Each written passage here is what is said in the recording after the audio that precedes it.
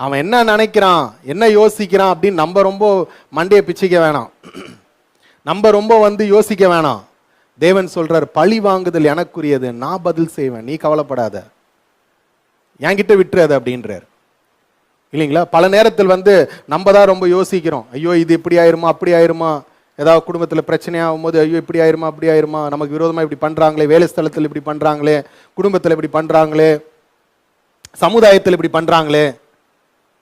தேவன் சொல்றாரு, அதை பற்றிலாம் நீ கவலைப்படாத. உன்னை பற்றி ஒருத்தன் தவற உனக்கு விரோதமா வரன்னு சொல்லி அவன் மனசில் நினைச்சாலே போதும், தேவன் என்ன செஞ்சிருவார், உன்னை காப்பாற்றுவதற்காக அந்த இடத்துல இறங்கி நிற்பார். இல்லைங்களா? அதனால்தான் ஒரு வசனம் கூட சொல்லுது, கர்த்தர் நம் பட்சத்தில் இருக்க மனுஷன் எனக்கு என்ன செய்வான். இல்லைங்களா? கர்த்தர் என் பட்சத்தில் இருந்தா மனுஷன் எனக்கு என்ன செய்வான். இல்லைங்களா? இத்தனைக்கும் இஸ்ரேல் மக்கள்